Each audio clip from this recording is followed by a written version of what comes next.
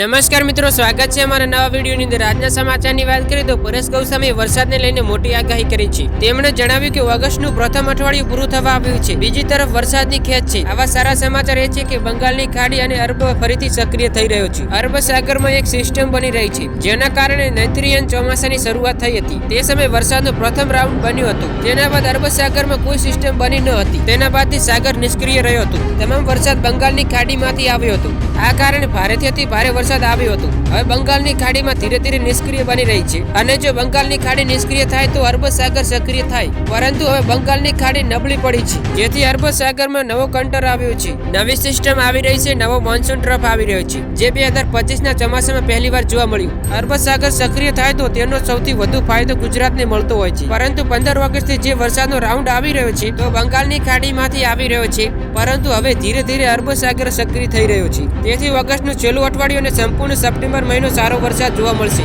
1 સપ્ટેમ્બરથી 30 સપ્ટેમ્બર સુધીના સેશનમાં ખૂબ જ સારો વરસાદ જોવા મળે તેવું અનુમાન છે। અરબ સાગરની સક્રિયતા ઓગસ્ટના છેલ્લા અઠવાડિયામાં વરસાદ લાવશે। અનેક વિસ્તારો જ્યાં વરસાદનું પ્રમાણ ઓછું છે ત્યાં પણ પાણી આવશે, જેથી ખેડૂતો આ ડર કાઢી નાખજો। ગુજરાતીઓ માટે અરબ સાગર ખુશીનો વરસાદ લાવશે અને પાણીની સમસ્યાઓ દૂર થશે। આગામી 7 દિવસ હળવેથી મધ્યમ વરસાદની આગાહી હવામાન વિભાગ દ્વારા કરાઈ છે। અમદાવાદમાં હળવેથી મધ્યમ થંડરસ્ટોર્મ સાથે વરસાદની આગાહી કરાઈ છે। હવામાન વિભાગના ડાયરેક્ટર એ.કે. દાસે જણાવ્યું છે કે મોન્સૂન ટ્રફ નોર્મલ પોઝિશનથી ઉત્તર તરફ પસાર થઈ રહ્યો છે, તેને કારણે હળવેથી મધ્યમ વરસાદની આગાહી છે। રાજ્યમાં 1 જૂનથી 5 ઓગસ્ટ 477.2 mm વરસાદ નોંધાયો। સામાન્ય રીતે 416 mm હોવો જોઈએ। રાજ્યમાં 15% જેટલો વધુ વરસાદ ખાબક્યો છે।